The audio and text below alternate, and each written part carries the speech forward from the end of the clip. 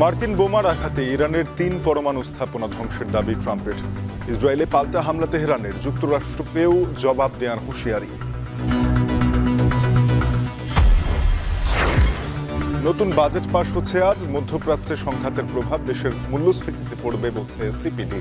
রাজস্ব কাঠামোর বাস্তবায়ন নিয়েও শঙ্কা। শেখ হাসিনা ও সাবেক সিইসি সহ ১৯ জনের বিরুদ্ধে ইসিতে অভিযোগ বিএনপির। গেল ৩ জাতীয় নির্বাচনের বিষয়ে আইনি ব্যবস্থার আশ্বাস ইসি। অনেক বিষয়ে এখনো একমত হতে পারছে না রাজনৈতিক দলগুলো, জানালো ঐকমত্য কমিশন। দলীয় ফোরামের আলোচনায় সময় লাগছে বেশি।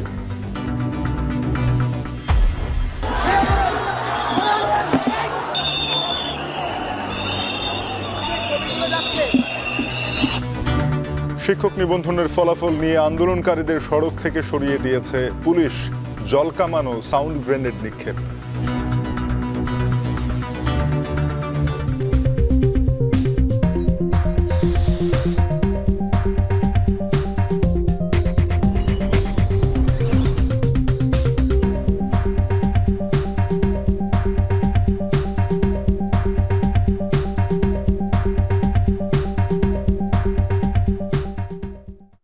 শুনছিলেন শিরোনাম, স্বাগত।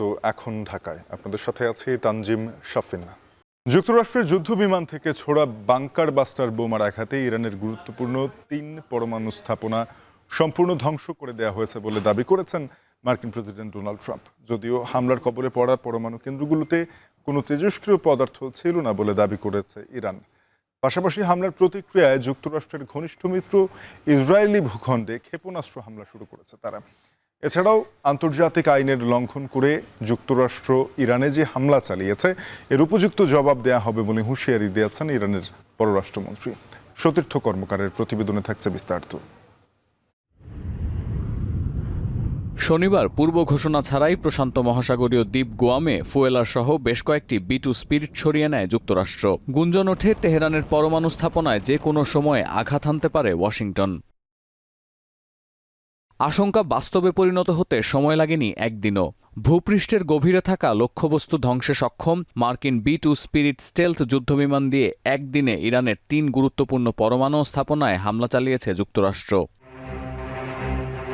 মূলত শত্রুপক্ষের রাডার ও আকাশ প্রতিরক্ষা ব্যবস্থাকে ফাঁকি দিয়ে মাটির নিচে নির্ভুলভাবে লক্ষ্যে আঘাত হানতে পারে এমন GBU-57 বা বাংকারবাস্টার বোমা একসাথে অনেকগুলো বহনে সক্ষম এই B2 স্পিরিট যুদ্ধবিমান। CNN-এর প্রতিবেদনে বলা হচ্ছে, লম্বায় ২০ ফুট ও ওজনে ৩০,০০০ পাউন্ডের এই বোমা দিয়েই ইরানের পরমাণু স্থাপনায় হামলা চালিয়েছে যুক্তরাষ্ট্রের বিমান বাহিনী। ইরানের সমৃদ্ধ ইউরেনিয়ামের বড় অংশই আছে দুর্গম পাহাড়ি এলাকায় অবস্থিত ফোর্দো পরমাণু প্রকল্পে। শনিবারের অভিযানে ভূপৃষ্ঠের প্রায় ৩০০ ফুট গভীরে নির্মিত ফোর্দোতে আঘাত হানতে একই স্থানে পরপর কয়েকটি GBU-57 ফেলতে হয়েছে যুক্তরাষ্ট্রকে। হামলার পর ট্রুথ সোশ্যালে দেয়া পোস্টে ট্রাম্প উল্লেখ করেন, পূর্ণ শক্তির বোমা দিয়ে ফোর্দোকে ধ্বংস করাই ছিল এই অভিযানের প্রাথমিক উদ্দেশ্য এবং সেটি সফলও হয়েছে। অভিযান শেষে বিমানগুলো যুক্তরাষ্ট্রে নিরাপদে ফেরত এসেছে বলেও নিশ্চিত করেছেন ট্রাম্প। এরপর জাতির উদ্দেশ্যে দেয়া ভাষণে মার্কিন প্রেসিডেন্ট দাবি করেন, বিশ্ব আজ পরমাণু হামলার হুমকি থেকে মুক্ত হয়েছে। ইরানকে সতর্ক করে বলেছেন, সন্ত্রাসবাদের বিরুদ্ধে যুক্তরাষ্ট্রের অভিযান এখনও শেষ হয়নি। A short time ago, the U.S. military carried out massive precision strikes on the 3 key nuclear facilities in the Iranian regime, Fordo, Natanz, and Esfahan. Everybody heard those names for years as they built this horribly destructive enterprise. Our objective was the destruction of Iran's nuclear enrichment capacity and a stop to the nuclear threat. অভিযান শেষে একে অপরের প্রতি কৃতজ্ঞতা আর প্রশংসার বন্যা বইয়ে দিয়েছেন মার্কিন প্রেসিডেন্ট ও ইসরায়েলি প্রধানমন্ত্রী। মধ্যপ্রাচ্যে শান্তি প্রতিষ্ঠায় যুক্তরাষ্ট্রের এই অভিযান কার্যকর ভূমিকা রাখবে এমন আশাবাদ জানান Benjamin Netanyahu. Congratulations, President Trump. Your bold decision to target Iran's nuclear facilities with the awesome and righteous might of the United States will change history. In Operation Rising Lion, Israel has done truly amazing things. But in tonight's action against Iran's nuclear facilities, America has been truly unsurpassed. কয়েকটি সূত্র নিশ্চিত করেছে হামলার আগে ইসরায়েলের সঙ্গে যোগাযোগ রেখেছিল যুক্তরাষ্ট্র। তবে অভিযানের আগে কংগ্রেসের অনুমতি নেননি মার্কিন প্রেসিডেন্ট, যার কারণে বিরোধী ডেমোক্র্যাটদের রোষানলে পড়েছেন ট্রাম্প। হামলার নির্দেশ দেওয়ার কারণ জানতে মার্কিন প্রেসিডেন্টের কাছে ব্যাখ্যা চেয়েছেন সিনেট মাইনরিটি লিডার চাক শুমার। এদিকে যুক্তরাষ্ট্রের হামলার রেশ কাটতে না কাটতেই ইসরায়েলি ভূখণ্ড লক্ষ্য করে ক্ষেপণাস্ত্র হামলা শুরু করেছে ইরান। রাজধানী তেল আবিব ও জেরুজালেমে বাজছে জরুরি সাইরেন, জারি আছে এয়ার অ্যালার্ট। পূর্বাঞ্চলীয় জর্ডান সীমান্তে সক্রিয় করা হয়েছে আকাশ প্রতিরক্ষা ব্যবস্থা। পরিস্থিতি বিবেচনায় আকাশসীমা বন্ধের ঘোষণা দিয়েছে ইসরায়েল। এছাড়া ইরানের ভূখণ্ডে হামলার জবাবে যুক্তরাষ্ট্রকে উপযুক্ত জবাব দেওয়ার অঙ্গীকার করেছেন ইরানের পররাষ্ট্রমন্ত্রী আব্বাস আরাকচি। আশঙ্কা আছে এই হামলার জেরে বন্ধ হয়ে যেতে পারে মধ্যপ্রাচ্যে তেল পরিবহনের রুট হরমুজ প্রণালী। এদিকে হামলায় ফোর্দ অঞ্চলে তেমন কোনো ক্ষয়ক্ষতি না হলেও বাসিন্দাদের নিরাপদে সরিয়ে নিয়েছে ইরান। পাশাপাশি 3টি পরমাণু স্থাপনায় হামলার বিষয়টিও স্বীকার করে নিয়েছে তেহরান। এছাড়া দেশটির পার্লামেন্টের স্পিকারের উপদেষ্টার বরাতে আরও জানানো হয়েছে, যুক্তরাষ্ট্রের হামলার জেরে কী ধরনের ক্ষয়ক্ষতি হয়েছে তার পূর্ণাঙ্গ প্রতিবেদন প্রকাশ করা হবে। তবে হামলার কবলে পড়া পরমাণু কেন্দ্রগুলোতে কোনো তেজস্ক্রিয় পদার্থ ছিল না বলে দাবি করছে তেহরান। ইরানের এই দাবির সঙ্গে একমত হয়েছে সৌদি আরবের নিউক্লিয়ার এবং রেডিওলজিক্যাল রেগুলেটরি কমিশনও। অন্যদিকে যুক্তরাষ্ট্রের এই অভিযানকে আন্তর্জাতিক আইন পরিপন্থী বলছে ফিলিস্তিনে ইরানের অন্যতম অক্ষশক্তি হামাস। ইয়েমেনের হুথি বিদ্রোহীদের দাবি, ইরানের পরমাণু স্থাপনায় হামলা করে যুদ্ধের অবসান নয়, বরং নতুন এক যুদ্ধ শুরু করল যুক্তরাষ্ট্র। সতীর্থ কর্মকার, এখন বিশ্ব। যুক্তরাষ্ট্রের সরাসরি হস্তক্ষেপের পর কোন গতিপথে মধ্যপ্রাচ্য সংকট এ নিয়ে আলোচনার জন্য আমাদের সঙ্গে স্টুডিওতে উপস্থিত আছেন সহকর্মী সতীর্থ কর্মকার। আলোচনা করব তার সাথে। সতীর্থ, মার্কিন প্রেসিডেন্ট দাবি করেছেন যে ফোর্দো সহ মোট 3টি পরমাণু কেন্দ্র তারা পুরোপুরি ধ্বংস করতে সক্ষম হয়েছে। আন্তর্জাতিক পরমাণু সংস্থা এ বিষয়ে কি বলছে এবং ইরানেরই বা অবস্থান কি? শাফিন, ইরান কিন্তু শুরুতে বলেছিল যে তাদের এই 3টি পরমাণু স্থাপনায় কোনো তেজস্ক্রিয় পদার্থ ছিল না, এবং এটিকে সাপোর্ট দিয়ে একই ক্লেম করেছে সৌদি অ্যাটমিক এজেন্সির একটি ওয়াচডগ আছে তারাও। সবশেষ আমরা যেটি জেনেছি, আন্তর্জাতিক পারমাণবিক সংস্থা তারা তাদের তদন্ত প্রতিবেদনে প্রাথমিক তদন্তে এটি বলেছে যে ওই 3টি পরমাণু স্থাপনার আশেপাশে কোনো রেডিয়েশন অর্থাৎ তেজস্ক্রিয় পদার্থের উপস্থিতি টের পাওয়া যায়নি। সুতরাং প্রাথমিক তদন্ত অনুযায়ী মার্কিন প্রেসিডেন্ট যেটি বলছেন যে 3টি স্থাপনা পুরোপুরি ধ্বংস হয়ে গেছে বা অকার্যকর হয়ে গেছে, এই 3টি ওয়াচডগের বয়ানে আসলে সেটি প্রমাণিত হচ্ছে না। এ ধরনের কোনো আলামত সেখানে পাওয়া যায়নি। এবং আরও একটি বিষয়, সেটি হচ্ছে এ ধরনের যদি আসলেই বিস্ফোরণ হয়ে থাকে সেটি আসলে লুকানো সম্ভব না। আমরা জানি যে জাতিসংঘের একটি ওয়াচডগ আছে, এটা ছাড়াও মার্কিন ওয়াচডগ আছে। তারা যদি এই বিষয়গুলো পর্যবেক্ষণ করে তাহলে আসলেই জানা সম্ভব যে সেখানে পরমাণু স্থাপনাগুলো কি পরিমাণ ক্ষতিগ্রস্ত হয়েছে। তবে এই 3টি প্রতিষ্ঠানই স্পষ্টভাবে জানিয়েছে সেখানে কোনো রেডিয়েশনের আলামত পাওয়া যায়নি। শাফিন, অর্থাৎ সেখানে হামলা হলেও আসলে কাজের কাজ কতটুকু হয়েছে সে নিয়ে প্রশ্ন থেকে যায়। আপনার প্রতিবেদনে আমরা দেখছিলাম যে ইরানের পররাষ্ট্র মন্ত্রণালয় বলছে যে যুক্তরাষ্ট্রকে এর জবাব দেওয়া হবে। আমরা জানি যে মধ্যপ্রাচ্যে বেশ কিছু ঘাটতি রয়েছে যুক্তরাষ্ট্রের, এছাড়া মার্কিন নাগরিকরাও তো রয়েছেন ইরান সহ মধ্যপ্রাচ্যের বিভিন্ন জায়গায়। তারা কি লক্ষ্যবস্তু হবেন কিনা ইরানের? শাফিন, এই বক্তব্যটি আসলে ইরানের অফিসিয়াল কোনো জায়গা থেকে আসেনি। ইরানের রাষ্ট্রীয় একটি সংবাদ মাধ্যমে একজন কমেন্ট্রেটর, বলা যেতে পারে রাজনৈতিক বিশ্লেষক বা তিনি বর্তমান প্রশাসনের কাছাকাছি একজন ব্যক্তি পরিষদের মানুষ, তিনি এরকম একটি স্টেটমেন্ট দিয়েছেন যে বর্তমানে যে পরিস্থিতি, ইরান তো একটি রিটেলিয়েটরি অ্যাটাক করবেই, সেই রিটেলিয়েটরি অ্যাটাকের অংশ হিসেবে এটি হতে পারে যে মধ্যপ্রাচ্যের গুরুত্বপূর্ণ কোনো মার্কিন নাগরিকের উপর হামলা করা হলো বা তাদের উপর কোনো ধরনের আক্রমণের কারণে যুক্তরাষ্ট্রকে এক ধরনের চাপ দেওয়া হলো। এটি আসলে রাজনৈতিক বিশ্লেষকেরই একটি বয়ান, যেটি আন্তর্জাতিক গণমাধ্যম এটিকে আশঙ্কা হিসেবে দেখছেন এবং এভাবে বলছেন, কিন্তু রাষ্ট্রীয়ভাবে ইরানের পক্ষ থেকে এ ধরনের কোনো হুঁশিয়ারি দেওয়া হয়নি। শাফিন, আচ্ছা, এক্ষেত্রে এখনো কি ইরান কূটনৈতিক কোনো আলোচনার দিকে মুখিয়ে থাকতে পারে, নাকি সরাসরি এর প্রতিক্রিয়া এরই মধ্যে ইসরায়েল ও যুক্তরাষ্ট্রের উপরে দেখানো শুরু হয়েছে? কি দেখলেন? প্রথমত, ট্রাম্প তো আসলে হামলাটির পরে আবারও ইরানকে বলেছেন যে তার হামলা এখনো শেষ হয়নি, তার সন্ত্রাসবাদ বিরোধী অভিযান চলবে। এক্ষেত্রে আশা করা যায় যে ইরান হয়তো রিটেলিয়েটরি একটি অ্যাটাক করবে বা তারা পাল্টা হামলা চালাবে, এ ধরনের কোনো বিবৃতি দেওয়ার কথা, কিন্তু সেটি আসলে পররাষ্ট্রমন্ত্রী ওইভাবে না বলে তিনি এভাবে সরাসরি বলেছেন যে যে হামলাটি যুক্তরাষ্ট্র করেছে তার জন্য যুক্তরাষ্ট্রকে উপযুক্ত জবাব দেওয়া হবে। এবং ইতিমধ্যেই আমরা জেনেছি যে এই হামলার প্রেক্ষিতেই হোক বা তাদের নিজস্ব নিয়মের মধ্যে দিয়েই হোক, ইসরায়েলে পাল্টা হামলা চালিয়েছে ইরান। তেল আভিভ, জেরুজালেমে হামলা হয়েছে এবং পূর্ব সীমান্তে জর্ডান থেকে আসা, মানে জর্ডানের দিক থেকে আসা বেশ কয়েকটি ক্ষেপণাস্ত্র প্রতিহত করেছে ইসরায়েল। এই খবরটি ইসরায়েলি প্রতিরক্ষা বিভাগ জানিয়েছে। সুতরাং ধরে নেওয়া যাচ্ছে এটি আসলে ইনস্ট্যান্ট রিয়াকশন ইরানের, যে মুহূর্তে যুক্তরাষ্ট্র হামলা চালিয়েছে তার বিপরীতে ইসরায়েলি ভূখণ্ডে হামলা চালানো হলো।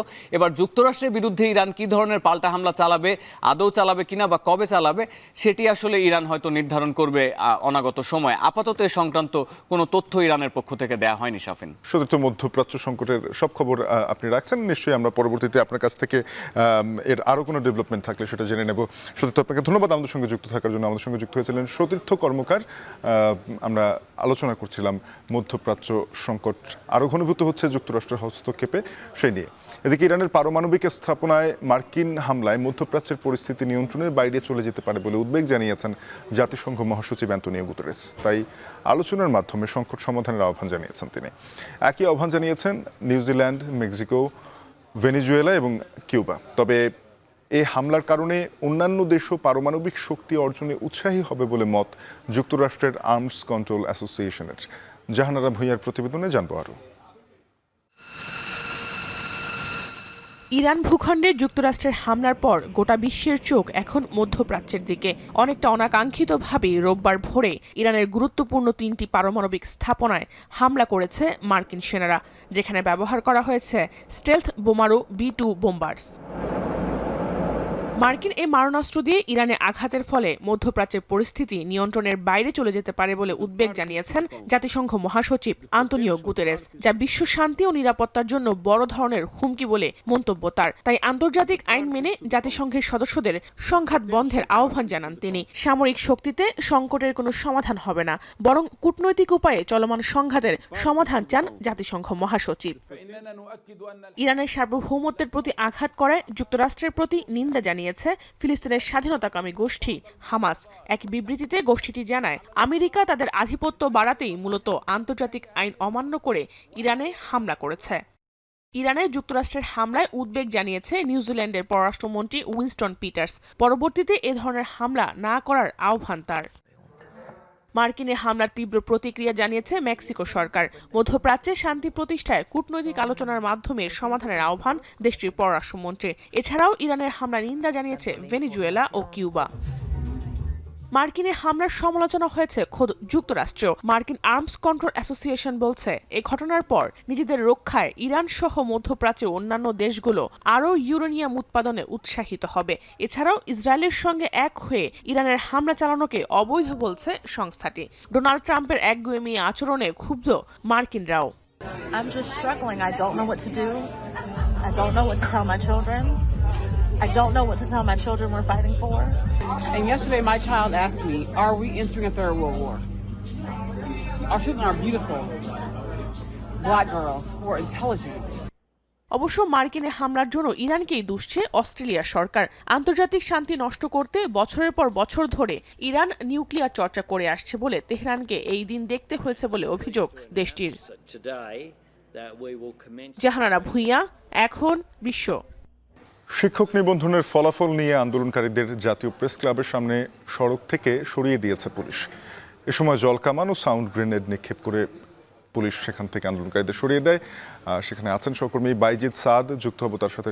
সাদ, জানাবেন যে আন্দোলনকারীদের এখন সরে গেছেন কিনা, তারা সড়কের কি পরিস্থিতি?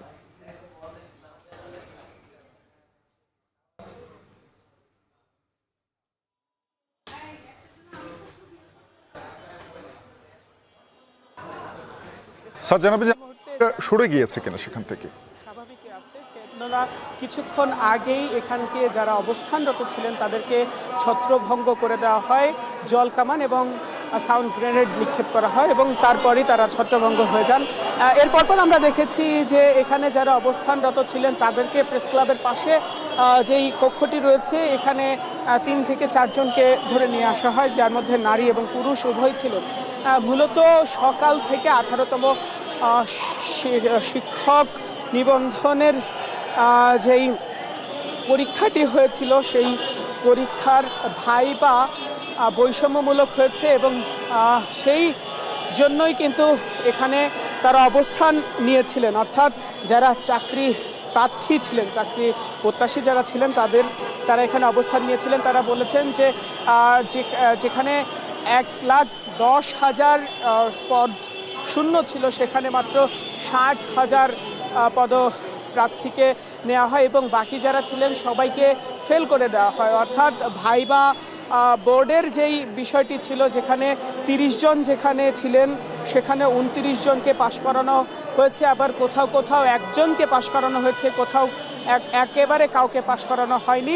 ঠিক তারাই কিন্তু আজকে সকালে এসে এখানে প্রেস ক্লাবের সামনের যে দুটি সড়ক আছে সেই দুটি সড়কে অবস্থান নেন এবং পুলিশ প্রথমে তাদেরকে এখান থেকে সরানোর জন্য পুলিশ তাদের সঙ্গে আলোচনা করেন, কিন্তু তারা এখান থেকে সরতে নারাজ হন। তারা বলেন যে সচিবালয় থেকে যারা ঊর্ধ্বতন কর্মকর্তারা রয়েছেন, এনটিআরসি যারা রয়েছেন, তারা এসে তাদের সঙ্গে কথা বলবেন, কিন্তু সেই বিষয়টি আসলে আগায় না এবং পরবর্তীতে পুলিশ এখানে জল কামান এবং সাউন্ড গ্রেনেড নিক্ষেপ করে তাদেরকে এখান থেকে ছত্রভঙ্গ করে দেওয়া হয়। আমরা পুলিশের যিনি কর্মকর্তা ছিলেন তার সঙ্গে কথা বলেছি। তিনি বলেছেন যে তিনি এখানকার আইন শৃঙ্খলা পরিস্থিতি ঠিক রাখতে এবং যান চলাচল স্বাভাবিক রাখার জন্য মূলত তাদের কাছে অনুরোধ করেছিলেন আন্দোলনরতদের কাছে যে যেন তারা এই প্রেস ক্লাবের সামনে যে অবস্থান কর্মসূচি পালন করছেন সেখান থেকে তারা সরে যান। তবে তারা তাদের অবস্থান কর্মসূচি থেকে না সরার কারণে মূলত তাদের এখান থেকে ছত্রভঙ্গ করে দেওয়া হয়। তিনি বলেছেন যে এখানে যারা অবস্থান নিয়েছেন তারা শিক্ষক থাকার কারণে তাদের পরে জল কামান এবং সাউন্ড গ্রেনেড নিক্ষেপ করা হয়, তবে তাদের উপর বল প্রয়োগ করা হয়নি, তেমনটি কিন্তু তারা বলেছেন। আর এই মুহূর্তে তারা এখান থেকে ছত্রভঙ্গ হয়ে যাওয়ার কারণে যান চলাচল পুরোপুরি স্বাভাবিক রয়েছে। এই ছিল আমার কাছে সবশেষ। বাইজিদ সাদ জানাচ্ছিলেন শিক্ষক নিবন্ধনের ফলাফল নিয়ে আন্দোলনের সবশেষ। বৈষম্যহীন ও টেকসই অর্থনৈতিক ব্যবস্থা গড়ার প্রত্যয় শিরোনামে 2025-26 অর্থ বছরের বাজেট পাশ হচ্ছে আজ। সকালে উপদেষ্টা পরিষদের বৈঠকে অনুমোদন ও রাষ্ট্রপতির অধ্যাদেশ জারির পর 1 জুলাই থেকে তা কার্যকর হবে। তেজগাঁওয়ে প্রধান উপদেষ্টা দপ্তরে ডক্টর মোহাম্মদ ইউনূসের সভাপতিত্বে উপদেষ্টা পরিষদের বৈঠকে নতুন বাজেট অনুমোদনের কথা রয়েছে। তারপর রাষ্ট্রপতির অর্থ বিলে স্বাক্ষর করবেন, পরে প্রজ্ঞাপন জারির মাধ্যমে নতুন বাজেট পাশ করা হয়। জাতীয় সংসদ কার্যকর না থাকায় এই প্রক্রিয়ায় বাজেট অনুমোদন করা হচ্ছে। এর আগে গত 2 জুন বাংলাদেশ টেলিভিশনে বৈষম্যহীন ও টেকসই অর্থনৈতিক ব্যবস্থা গড়ার প্রত্যয় শীর্ষক অন্তর্বর্তী সরকারের প্রথম বাজেট উপস্থাপন করেন অর্থ উপদেষ্টা ডক্টর সালেউদ্দিন আহমেদ। নতুন বাজেটের আকার ধরা হয়েছে 7,90,000 কোটি টাকা।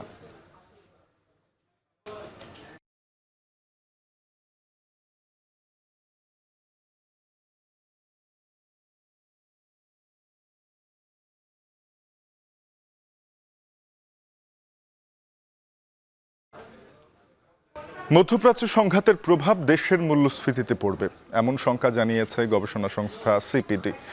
সকালে রাজধানীর লেকশোর হোটেলে সিপিডির বাজেট সংলাপে এমন কথা জানায় গবেষণা সংস্থাটি। বাংলাদেশের প্রয়োজনীয়তার তুলনায় এই বাজেট অপ্রতুল, এতে বড় ধরনের কোনো পরিবর্তন দেখাতে পারেনি বলে মন্তব্য করেছেন সিপিডির সম্মাননীয় ফেলো অধ্যাপক মুস্তাফিজুর রহমান। এবারের বাজেটে জুলাই আন্দোলনের আকাঙ্ক্ষা পূরণ হয়নি বলেও জানিয়েছেন তিনি। পুনর্বন্টনের দৃষ্টিভঙ্গিটা কিন্তু আমাদের খেয়াল রাখতে হবে যে সেই দিকটা থেকে এই বাজেট কিন্তু আমাদেরকে তেমন বড় ধরনের কোনো পরিবর্তন আমাদেরকে দিতে পারে না। অথচ জুলাই অগাস্টের পরবর্তীতে আমাদের কিন্তু একটা বড় আকাঙ্ক্ষা ছিল যে এটা একটা ব্যতিক্রমী বাজেট হবে, যেখানে নাকি ওই দুষ্ট চক্র থেকে আমরা বেরিয়ে আসতে পারবো। সংবিধান লঙ্ঘন করে গত 3টি নির্বাচনে অনিয়মের দায়ে সাবেক প্রধানমন্ত্রী শেখ হাসিনা, সাবেক 3 সিইসি, অন্যান্য কমিশনার ও সচিব সহ 19 জন এবং অজ্ঞাতনামা আরও কয়েকজনের বিরুদ্ধে ব্যবস্থা নিতে নির্বাচন কমিশনে অভিযোগ জানিয়েছে বিএনপি। সকালে নির্বাচন কমিশন ভবনে সিইসির সাথে সাক্ষাৎ শেষে বিএনপির প্রতিনিধি দলের নেতা নির্বাহী কমিটির সদস্য সালাউদ্দিন খান বলেন, 2014, 18 এবং 24-এর বিতর্কিত 3টি নির্বাচনে সংবিধান লঙ্ঘন করেছে নির্বাচন কমিশন। এই সময় বিএনপি নেতৃবৃন্দকে নানাভাবে হয়রানি ও নির্যাতন করা হয়। বিগত নির্বাচনগুলোতে নির্বাচন কমিশনার সহ সংশ্লিষ্টরা এতে জড়িত ছিল বলে মন্তব্য করেন তারা। নির্বাচন কমিশন অভিযোগের প্রেক্ষিতে ব্যবস্থা নেওয়ার আশ্বাস দিয়েছে বলেও জানিয়েছেন বিএনপির প্রতিনিধি দল।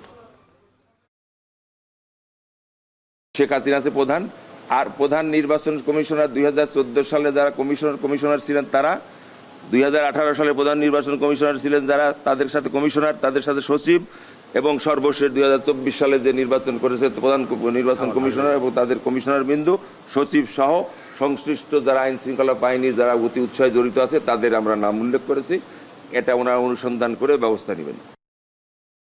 নতুন দল নিবন্ধনে আবেদনের শেষ সময়ে আজ রাজনৈতিক দল হিসেবে নিবন্ধন পেতে আজ নির্বাচন কমিশনে আবেদনপত্র জমা দিচ্ছে বিভিন্ন রাজনৈতিক দল। নিয়ে আরও জানাতে ইসি সচিবালয় থেকে যুক্ত হয়েছেন সহকর্মী মিয়া আমিরুল। আমিরুল, জানাবেন এখন পর্যন্ত কোন কোন দল নিবন্ধনের জন্য আবেদন জমা দিয়েছে? এনসিপি কখন ইসিতে আসবে জানা গেছে কিনা?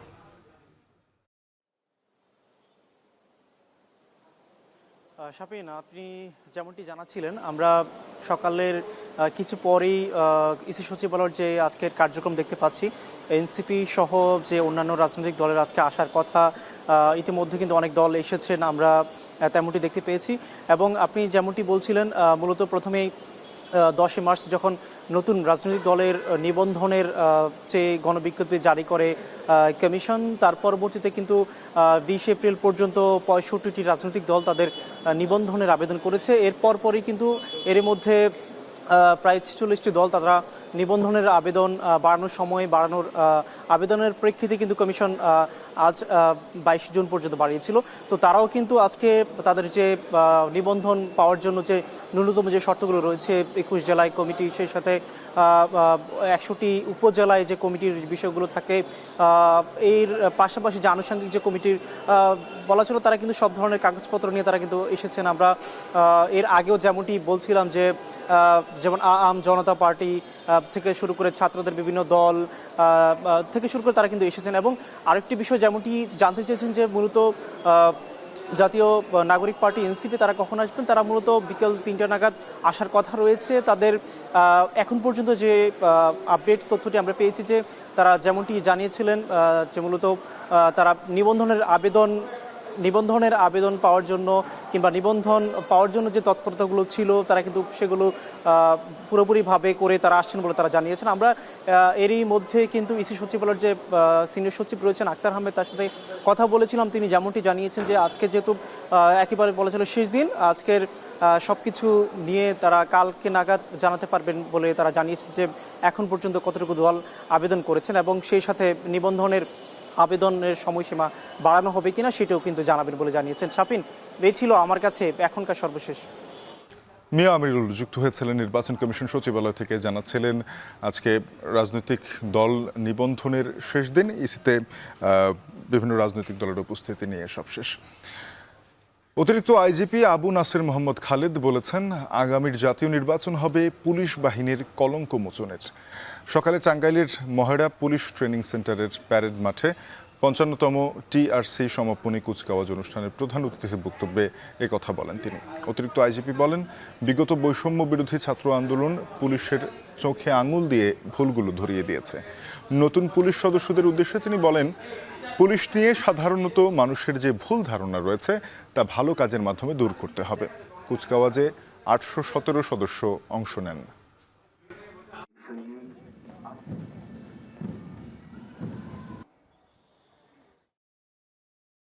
আগামী নির্বাচন হবে আমাদের যে কলঙ্ক, সেটা মোছার নির্বাচন।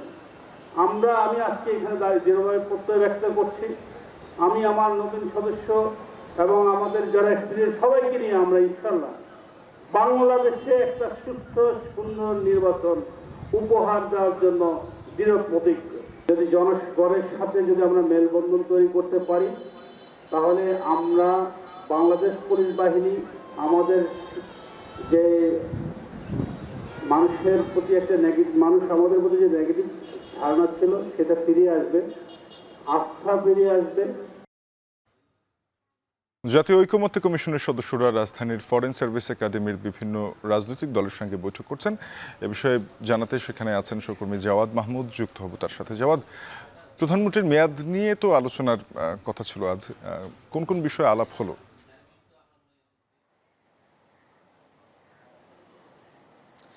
শাফিন যেটি বলছিলেন যে প্রধানমন্ত্রীর মেয়াদ নিয়ে আলোচনা হচ্ছে, এখন পর্যন্ত আমরা দেখলাম যেটি কিছুক্ষণ আগেই ঐকমত্য কমিশনের বৈঠক শুরু হয়েছে।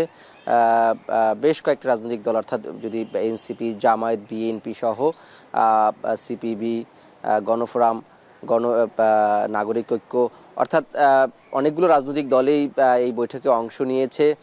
যদিও আজকে আমরা অংশগ্রহণের সংখ্যা তুলনামূলক আমাদের দৃষ্টিতে কম মনে হয়েছে। 30টি রাজনৈতিক দলের এখানে যোগ দেওয়ার কথা রয়েছে। যে আলোচনা এখন মূলত হচ্ছে সেটি মূলত প্রধানমন্ত্রীর মেয়াদ নিয়ে। যদিও এই বিষয়টি নিয়ে যখন প্রথম দফায় এই যে ঐকমত্য কমিশনের বৈঠক হয় সেখানেও এটি আলোচনা হয়েছে। বিএনপি সহ বেশ কয়েকটি দল তাদের যে দাবি, তারা বলছেন যে একই ব্যক্তি পরপর দুইবারের বেশি প্রধানমন্ত্রী হতে পারবেন না। সেখানে তারা যেটি বলছেন যে দুইবার প্রধানমন্ত্রী হবার পরে একবার বিরতি দিয়ে আবার তিনি প্রধানমন্ত্রী হতে পারবেন। কিন্তু এনসিপি, জামায়াতের মতো বেশ কয়েকটি দল তারা বলছেন যে, বা ইসলামী আন্দোলন বাংলাদেশের মতো বেশ কয়েকটি দল তারা বলছেন যে একই ব্যক্তি জীবদ্দশায় অর্থাৎ দুইবারের বেশি কখনোই আর সে প্রধানমন্ত্রী হতে পারবে না, সেখানে বিরতি দেওয়ার কোনো বিষয় নেই। এবং ঐকমত্য কমিশনের যে প্রস্তাব সেটাও কিন্তু এই একই প্রস্তাব, যে তারাও বলছেন একই ব্যক্তি দুইবারের বেশি প্রধানমন্ত্রী হতে পারবে না। সেই বিষয়টি নিয়ে এখনও আলোচনা চলছে। যারা ঐকমত্য কমিশনের বা অধ্যাপক আলী রিয়াজ সহসভাপতি, তিনি সূচনা বক্তব্য দিয়েছেন এই বৈঠক শুরু হওয়ার আগে। তিনি বলছেন যে আশা করা যাচ্ছে তারা এই বিষয়গুলোতে ঐকমত্যে পৌঁছতে পারবেন। এছাড়া পূর্বের যে অমীমাংসিত বিষয়, আপনি জানেন যে প্রথম দফায় বৈঠক হয়েছে, এরপরে আবার দ্বিতীয় দফার বৈঠক এখন চলছে, যদিও আজকে পঞ্চম দিন। এখানে এসে পূর্বের যেই অমীমাংসিত বিষয় অর্থাৎ নারীর যে নিম্নকক্ষে নারীর যে প্রতিনিধিত্ব সেটি কি প্রক্রিয়ায় হবে, 100 আসন নিয়ে সবাই ঐক্যমত্য আছে, কিন্তু প্রক্রিয়া নিয়ে মতভেদ আছে। সেই বিষয়গুলো নিয়ে 70 অনুচ্ছেদের যদিও অর্থ বিল, আস্থা ভোট নিয়ে একটা ঐক্যমত্য রয়েছে। এছাড়া অন্যান্য বিষয়গুলো নিয়ে আলোচনা হবে। এবং রাষ্ট্রপতি নির্বাচনের প্রক্রিয়া, যেটি গত বৃহস্পতিবার অর্থাৎ গত সপ্তাহের শেষ দিনে আলোচনা হয়েছে, সেটি রাষ্ট্রপতি নির্বাচন প্রক্রিয়ার পরিবর্তন সবাই চাচ্ছে, কিন্তু কোন প্রক্রিয়া হবে সেই বিষয় নিয়ে এখনও মতানৈক্য রয়েছে। অর্থাৎ সামগ্রিকভাবে এই যে বিগত দিনের আলোচনায় যেই সব বিষয়ে মতানৈক্য রয়ে গিয়েছে সেই সব বিষয়ে মতৈক্যে পৌঁছাতে আজকে এই আলোচনায় চেষ্টা করা হবে। এবং এই ছিল এখন পর্যন্ত আমার কাছে রাজধানীর ফরেন সার্ভিস একাডেমি থেকে জাতীয় ঐকমত্য কমিশনের বৈঠকের সব শেষ। জাওয়াদ মাহমুদ যুক্ত হয়েছিলেন জাতীয় ঐকমত্য কমিশনের সঙ্গে রাজনৈতিক দলগুলোর বৈঠকের সবশেষ জানাতে।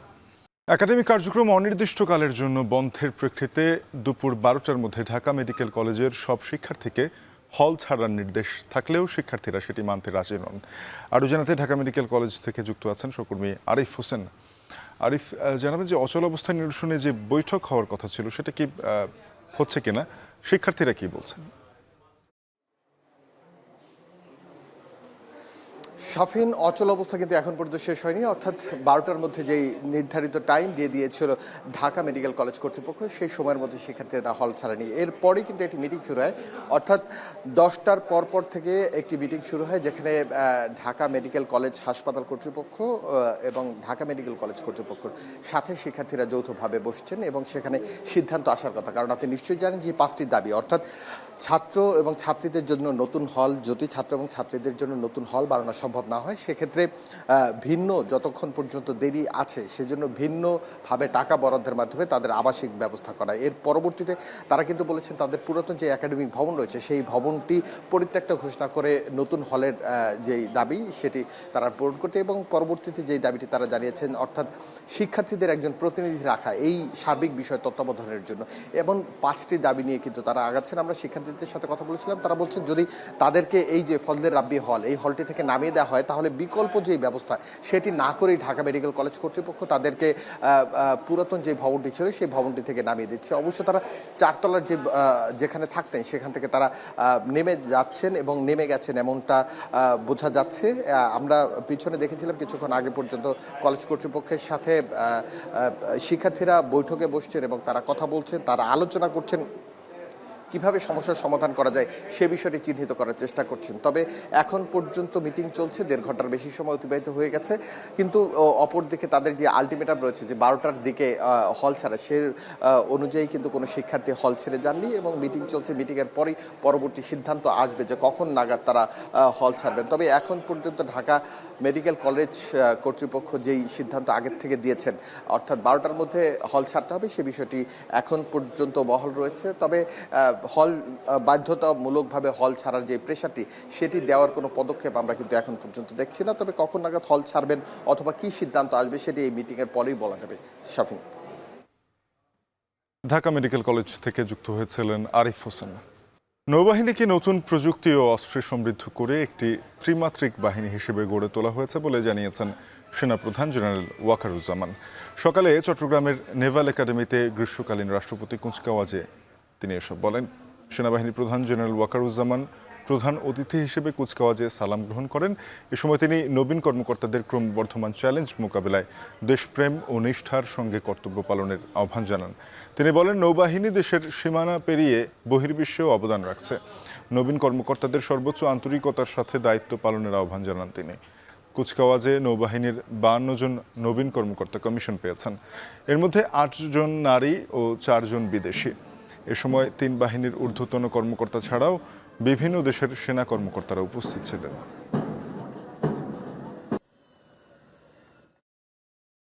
বাংলাদেশ নৌবাহিনীর মূল মন্ত্র শান্তিত সংগ্রামের সমুদ্রের উজ্জ্বল এটাকে উজ্জীবিত হয়ে মাতৃভূমির স্বাধীনতা ও সার্বভৌমত্ব রক্ষা হবে তোমাদের জীবনে প্রথম এবং প্রধানতম। আমাদের বাংলাদেশের জন্য নৌবাহিনী অত্যন্ত গুরুত্বপূর্ণ প্রতিষ্ঠান।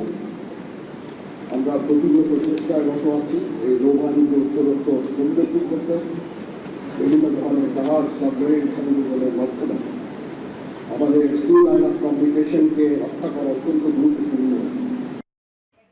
জুলাই আগস্ট গণহত্যায় রাজধানীর চানখারপুলে 6 জনকে হত্যার ঘটনায় পুলিশের সাবেক 4 কর্মকর্তা আরশাদ, সুজন, ইমন, নাসিরুলকে ট্রাইব্যুনালে হাজির করা হয়েছে। সকাল 10:30টায় তাদের ট্রাইব্যুনালে আনা হয়। এর আগে গত 3 জুন এই মামলায় পলাতক 4 আসামিকে আন্তর্জাতিক অপরাধ ট্রাইব্যুনালে হাজির করতে পত্রিকায় বিজ্ঞপ্তির প্রকাশের নির্দেশ দিয়ে 22 জুন ফের শুনানির দিন ধার্য করেন ট্রাইব্যুনাল। বিচারপতি গোলাম মর্তুজা মজুমদারের নেতৃত্বাধীন 3 সদস্যের আন্তর্জাতিক অপরাধ ট্রাইব্যুনাল বেঞ্চ এই আদেশ দেন। এই মামলায় পলাতক 4 আসামি হলেন ডিএমপির সাবেক কমিশনার হাবিবুর রহমান, সাবেক যুগ্ম কমিশনার সুদীপ কুমার চক্রবর্তী, রমনা অঞ্চলের সাবেক অতিরিক্ত উপকমিশনার শাহ আলম মোহাম্মদ আখতারুল ইসলাম, রমনা অঞ্চলের সাবেক সহকারী কমিশনার মোহাম্মদ ইমরুল। ছাত্র জনতার গণঅভ্যুত্থানকালে গত 5 আগস্ট রাজধানীর চানখারপুলে গুলি করে 6 জনকে হত্যার ঘটনায় মানবতাবিরোধী অপরাধের মামলায় আনুষ্ঠানিক অভিযোগ গত 25 মে আমলে নেন tribunal.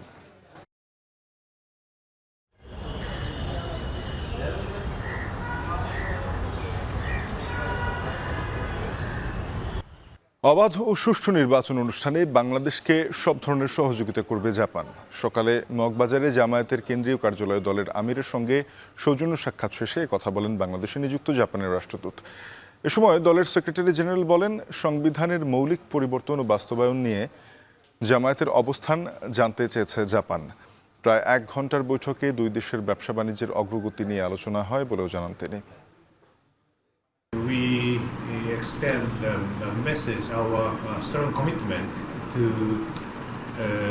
further support the Bangladesh nation, and particularly and especially on its process toward the free, fair, peaceful, and inclusive election. তিনি কিছু প্রশ্ন করে এসব বিষয়ে আমাদের সংবিধানের পরিবর্তন, সংস্কারের মেজর ইস্যুগুলো কিভাবে আমরা কার্যকর করব সেই সব উপায় এবং পথপন্থা সম্পর্কে তার আগ্রহ ব্যক্ত করেছেন। আমরা আমাদের দলীয় পলিসির ভিত্তিতে যে সমস্ত রিফর্ম প্রপোজাল গভর্নমেন্টকে দিয়েছি তার ভিত্তিতে আমরা তার জবাব দিয়েছি।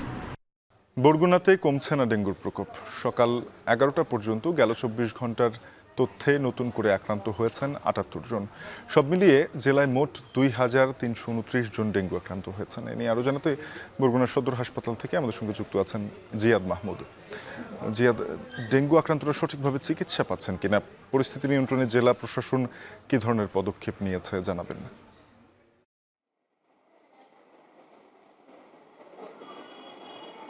শাফিন, ডেঙ্গু আক্রান্ত রোগীদের চিকিৎসা সেবার জন্য সদর হাসপাতালে যারা চিকিৎসক রয়েছেন তারা প্রাণপণ চেষ্টা করেছেন। তবে আজকে এখানে এসে একটি বিষয় আমাদের দৃষ্টিগোচর হয়েছে যে দুটো লিফট রয়েছে বগুড়া সদর হাসপাতালে, তার মধ্যে একটি লিফট নষ্ট হয়ে গিয়েছে এবং এই লিফটটি মাসের মধ্যে 15 দিন নষ্ট থাকে বলে অভিযোগ এখানকার স্থানীয় যে বাসিন্দা রয়েছেন তাদের।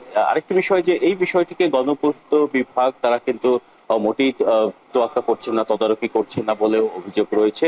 আর এখানে একটি তৃতীয় মানে সি গ্রেডের একটি লিফট ব্যবহার করা হয়েছে বলে অভিযোগ করেছে রোগী ও স্বজনরা। তো আমরা হাসপাতাল কর্তৃপক্ষকে দেখেছি তারা এখানে যারা রয়েছেন নার্স কিংবা চিকিৎসক তারা কিন্তু প্রাণপণ চেষ্টা করছেন রোগীদের। তবে এই রোগীরা কিন্তু তাদের যে বিধিনিষেধগুলো সেগুলো মানছেন না। যেমন ওয়ার্ডগুলোতে মশারি দেওয়া হচ্ছে হাসপাতালে থেকে, যদিও বাইরে যারা মেঝেতে আছেন তাদেরকে কিন্তু বাড়ি থেকে মশারি নিয়ে আসার নির্দেশনা দেওয়া হয়েছে। তবে একজন রোগীও আমরা দেখেছি যে তারা সেই মশারি ব্যবহার করছেন না। আর অপরদিকে এখানে যে নির্দেশনা রয়েছে যে একজন রোগীর সাথে সর্বোচ্চ 1 থেকে 2 জন ভিজিটর কিংবা স্বজন আসতে পারবেন, সেটিও তারা মানছেন না। এখানে দেখছি যে একজন রোগীর সাথে 4 থেকে 5 জন করে ভিজিটর আসছেন। এর ফলে কিন্তু ডেঙ্গুর ঝুঁকি বাড়ার সাথে সাথে করোনা ঝুঁকিও বেড়ে যাওয়ার একটা শঙ্কা রয়েছে, কেননা দেশে করোনারও প্রাদুর্ভাব রয়েছে। আরেকটি বিষয় যে আপনাকে জানিয়ে রাখি যে 10 জন চিকিৎসকের পদায়ন করা হয়েছিল এই জরুরি পরিস্থিতিতে, পরবর্তীতে আরো 2 জন সংযুক্ত করা হয়েছিল, মানে মোট 12 জন চিকিৎসকের পদায়ন করা হয়েছিল বরগুনাতে। তবে সেখান থেকে মাত্র 5 জন চিকিৎসক যোগদান করেছেন, বাকিরা এখন পর্যন্ত অনেকেই যোগদান করেননি। আর এখানে আমরা দেখেছি যে আপনি যেটি বললেন যে গত 24 ঘন্টা আছে সকাল 11টা পর্যন্ত 78 জন রোগী নতুন করে শনাক্ত হয়েছে এবং এই হাসপাতালে সহ যে স্বাস্থ্য কমপ্লেক্স গুলো রয়েছে উপজেলা পর্যায়ে সেখানে মোট 221 জন ডেঙ্গু রোগী ভর্তি রয়েছেন। ইতিমধ্যেই ডেঙ্গু আক্রান্ত হয়ে 5 জন মারা গিয়েছেন, যদিও সেটি সরকারি হিসেবে, বেসরকারি হিসেবে মৃতের সংখ্যা 10 জনেরও বেশি। তবে সরকারি এবং বেসরকারি হিসেবটিকে একীভূত করার জন্য চেষ্টা করছে সিভিল সার্জন। অন্যদিকে জেলা প্রশাসনের পক্ষ থেকে মশক নিধন কার্যক্রম যেটি রয়েছে সেটি কিছুটা ব্যাহত হচ্ছে, কেননা বৃষ্টিপাত অব্যাহত রয়েছে। ফলে যদি মশক নিধনের ক্ষেত্রে ঔষধ ছিটানো হয় সেটিও কোনো ফলপ্রসূ হবে না বলে জেলা প্রশাসন জানিয়েছে। তবে মাঠ পর্যায়ে যে পরিচ্ছন্নতা অভিযান কিংবা জলবদ্ধ নিরসনে কাজ করছে জেলা প্রশাসন। তো এই ছিল বরগুনা থেকে আমার কাছে সব শেষ তথ্য। সহকর্মী জিয়াদ মাহমুদ যুক্ত হয়েছিলেন বরগুনা থেকে, জানাচ্ছিলেন ডেঙ্গু পরিস্থিতির সবশেষ। খুলনায় ড্রেন ও সড়ক মেরামতে কাজ করছে সিটি কর্পোরেশন ও ওয়াসা। বর্ষা মৌসুমে এই কারণের অসুবিধায় পড়তে হচ্ছে এলাকাবাসীকে। এ নিয়ে আরও জানাতে খুলনার 27 নং ওয়ার্ড থেকে যুক্ত হয়েছেন তরিকুল ইসলাম। তরিকুল, জানাবেন যে ভোগান্তি সত্ত্বেও বর্ষা মৌসুমেই কেন ড্রেন ও সড়ক মেরামতের কাজ করতে হবে, এ ব্যাপারে কর্তৃপক্ষ কি বলছে, কবে নাগাদ এই কাজ শেষ হবে? শাফিন, দীর্ঘমেয়াদী এই সমস্যাটি খুলনা শহরে বিরাজ করছে। নগরীতে 31টি ওয়ার্ডে ড্রেনেজ প্রকল্পের কাজ করছে খুলনা সিটি কর্পোরেশন 2019 সাল থেকে। সেটি কিন্তু এখনও পর্যন্ত শেষ করতে পারেনি নানা জটিলতার কারণে।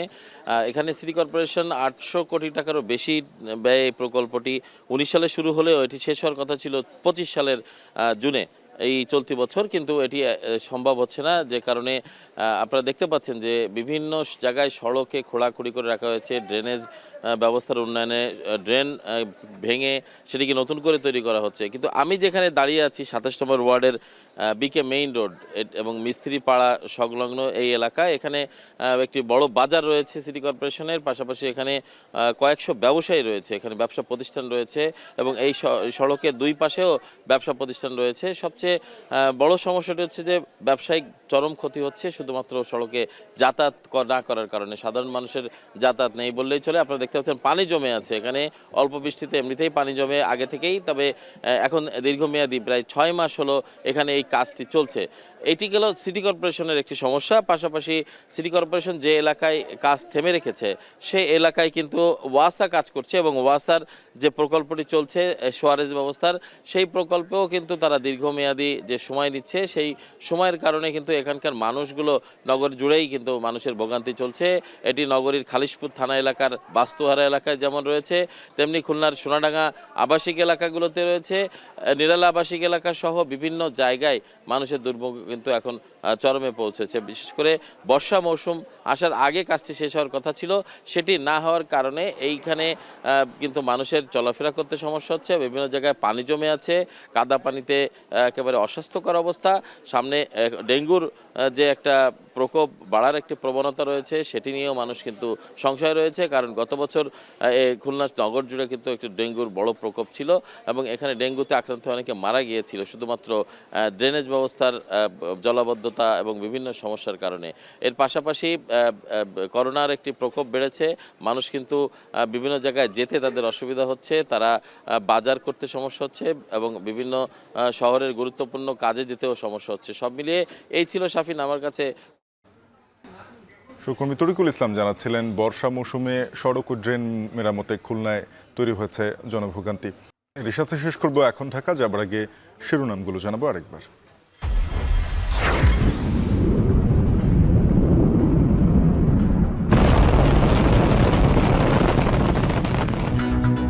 মার্কিন বোমার আঘাতে ইরানের 3 পরমাণু স্থাপনা ধ্বংসের দাবি ট্রাম্পের। ইসরায়েলে পাল্টা হামলা তেহরানের, যুক্তরাষ্ট্রকেও জবাব দেওয়ার হুঁশিয়ারি।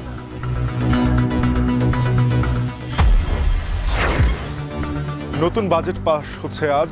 মধ্যপ্রাচ্যের সংঘাতের প্রভাব দেশের মূল্যস্ফীতিতে পড়বে বলছে সিপিডি। রাজস্ব কমানোয় কাঠামোর বাস্তবায়ন নিয়ে শঙ্কা। শেখ হাসিনা ও সাবেক সিইসি সহ 19 জনের বিরুদ্ধে ইসিতে অভিযোগ বিএনপির। গেল 3 জাতীয় নির্বাচনের বিষয়ে আইনি ব্যবস্থার আশ্বাস ইসির। অনেক বিষয়ে এখনো একমত হতে পারছে না রাজনৈতিক দলগুলো, জানালো ঐকমত্য কমিশন। দলীয় ফোরামের আলোচনায় সময় লাগছে বেশি।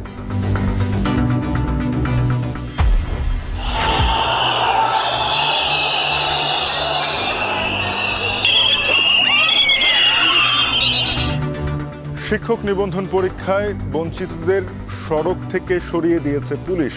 জলকামান ও সাউন্ড গ্রেনেড নিক্ষেপ।